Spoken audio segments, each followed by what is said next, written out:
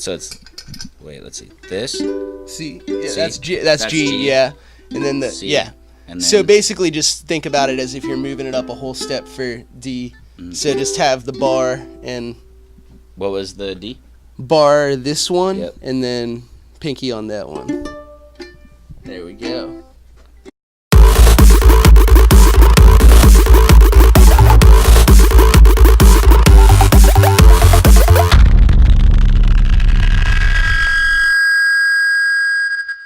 Well, welcome everybody. It is Connor Fersner with Crank It Country, and we are cranking it up in the studio today with Mr. Hugh Masterson. How are you? I'm doing well, thank you. Good. Glad to have you in.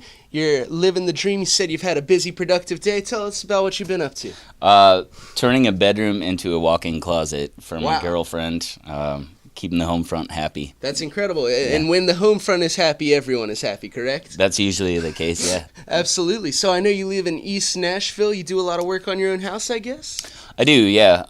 But I also, most of the time, I'm working building cabinets for other people that have more money than us. Oh, gotcha. Yeah, but once you make the cabinets for them, you can in turn get all their money. Yeah. Yeah. That's the dream, right? Yeah.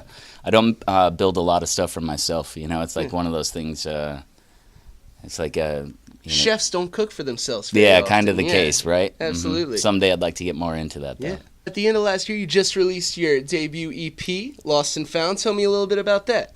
Yeah, I did it with a band from Milwaukee, and we recorded in Michigan with Bill Skibby, who records like The Kills and Dead Weather, and it was kind of a long time coming. I moved down here and just had to take care of business first. Absolutely. So it's nice to have music out, and it's nice to be back out on the road and playing shows again. For sure, and hanging out with great musician friends around Nashville, it's not too bad. Yeah, they're everywhere. Yeah, and I saw that you just mentioned that the guy who worked with you produced The Kills and the Dead Weather, but I also saw Black Keys was in there. Yeah. What's your stance on the Jack White Black Keys rivalry, since you got the guy who worked with both of them? Yeah, right. I don't know. I'm friends with all the Third Man people. Yeah. I have no input. I don't know the beef. You don't want to take sides. It's not my beef. It's whatever not your it beef is. to have. That's right. Yeah. That's a good way to look at it. I need all the Absolutely. friends I can get. So. Absolutely. And you got some good friends. You're headed over to Jenny Lewis's to work on her house later. Yeah, that's true. Rock and roll. Yeah. So how did you get established when you moved down to East Nashville? Well, I was friends with Nikki Lane, still am. We've been friends for like 10, 12 years, and she kept telling me I needed to move down here if I wanted to make things happen. And so I pulled the plug on Milwaukee after being there 15 years, and she set me up with an apartment above her, and that's how I started in town. I was kind of living out of my van until I had a place to live. Not a bad way to live. Yeah, first couple of years were rough, but now it definitely feels like home. Yeah, you're settling. You got a home. You got a girlfriend. You said. Yeah. So and you got music out, so it's your perfect Nashville situation. Yeah, it's going all right. Yeah. So what are some of your favorite places to frequent in East Nashville? Where you like to hang out? Man, when we go out, it's like getting a burger at Three Crow or Dino's. Dino's, baby. Yeah. Duke's, 5 Spot. All the good. Yeah. American Legion Hall. You ever go to any Motown Mondays at the 5 Spot? Yeah, once in a while. I got to work early in the morning, so not too often. It's tough, yeah. Yeah. You got any dance moves you can teach me? No, I don't. No. Another time, perhaps. Yeah, after a lot of alcohol, I'll do it. All right, sounds good. I'll hold you to it. All right. I'll meet you at the 5 Spot one Motown Monday. If you see It'll me, be a yeah, good time. you'll I'll see see me you around. Yeah, that's right. So you're originally from a town called Butternut, Wisconsin, correct? Yep. A town of less than 400 people. Yeah, it's about 370 people. Yeah. Decreasing all the time. Decreasing every day. Yeah, pretty much. Drastic drop in population when you left. When somebody dies, yeah, nobody comes in. It's dwindling. Yeah. So tell me about that and your upbringing and how it sort of inspired your roots. Yeah, I grew up about 10 miles down dirt road from that town, and 2 brothers and a sister, and one of my brothers is my twin brother. My older brother played guitar and taught us how to play bass and drums and something to do around the house. When we weren't, doing chores for my dad. And we grew up with a lot of wood, so logging and making maple syrup and building stuff. Maple syrup. Yeah, just wood stuff, That's awesome. Well, do any great butternut squash recipes come from that town? No, not a lot comes from that town, really. Good people. Except the magical music of Mr. Hugh Masterson. Yeah. But there's a guy, Charlie Fisher, and he was a world champion wrestler, and he's from Butternut, so that's kind of their big deal. Yeah, your claim to fame. I'm just trying to be bigger than that guy. You should wrestle him sometime. I think you should call him out. Well, no, he's no longer around. He was also it was the midget class back then, which isn't appropriate anymore. But he was Charlie the midget Fisher. What's the appropriate class? Lightweight, maybe. Yeah, the proper featherweight. nomenclature. Yeah, it's not midget anymore. No, it's not cool. Well, I've been looking through your Instagram a bit to just sort of bring up stuff to talk about. I gotta say, I think we'd be really good friends. You seem like a cool guy. But tell me about your Father's Day outfit you were rocking. Oh, yeah, I went bowling with my buddy Chris Marine and my girlfriend, and I was trying to look like a dad, So I think you succeeded. Yeah, the shoes, the white socks. Yeah. Little tiny shorts. It was perfect. Yeah, it feels good in the heat too, so it might become a real thing. The little shorts are a great move, Yeah. I think they're really coming back into style. Our dads knew something that we didn't. I know, they or always we're too did. afraid to. Yeah. And in Nashville, everyone's very self-conscious about wearing shorts. I feel like it is a pants city for sure. I was that way until this summer. I work in the wood shop with little shorts. I can't handle the heat and humidity anymore.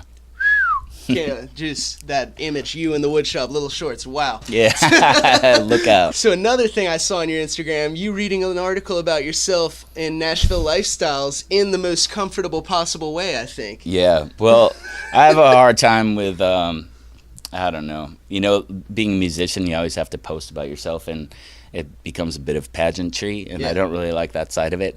And I did want to post something about it. I thought it was cool. It was this article about my music and woodworking and stuff. So I tried to take that element of I think I'm really cool away from it, Heck hey, I'm checking it out while I'm on the toilet. That's awesome. Well, you're the opposite of most Nashville musicians I have run into, so I appreciate that about you. Yeah, thank you. Final thing I saw on the Instagram, your basketball dreams. Tell me about them.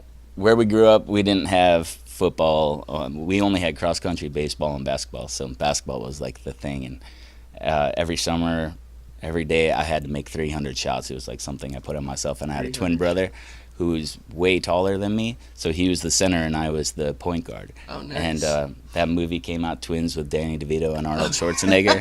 And I was always... you were the Danny DeVito. Danny DeVito, right. Which wasn't that cool. Now it'd be yeah, that's awesome. He's cool. Yeah, he's in Always Sunny in Philadelphia. When you're a kid, you want to be the muscly, big, tough guy. And that was my brother. So I just never really passed him the ball. That's how I won that one. Heck yeah. I would love it if we could play one of your songs. You got anything you're feeling like jamming? You gonna play one off the record? Yeah, or something off record, whatever you want to do, man. Lost and Found, you might as well, huh? I think we should, man. Right. Lost and Found, let's do it. I can just get G, C, and D down. Do you know how to do it? I think so, yeah. I got, ooh, there we go. That's in tune. So, the G is right here. Okay. C, and then D.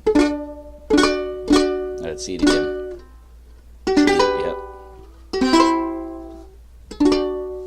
See about that. Let's see. Are we live still? Oh, we're live on Facebook right now as we're figuring out this together, and the full interview will be published later.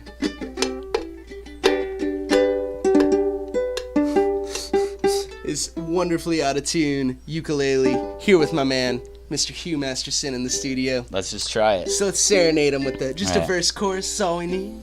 Rocking. I've been working like a train tonight. I've been working everyone inside. Just wanna get what's mine. Nobody gonna waste my time. Hey, Lord, mama, babe, I do the best I can. Don't let me be, don't let me be. Don't let me be, don't let me be the bigger man.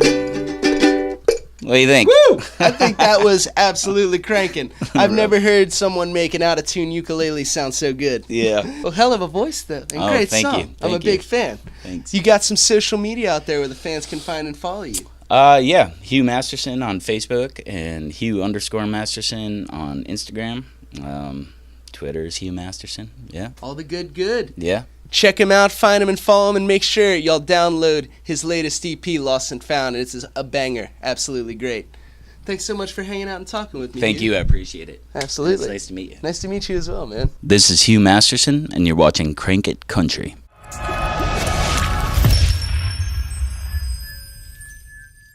It's a temperamental son of a gun.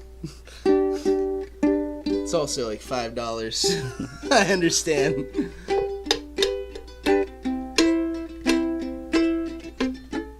That's gonna be tough. It's a tough one. You gotta reach with the little finger. In the words of Steve Martin, to properly play this chord, you have to use your nose as the bass, enabling you to reach with the little finger.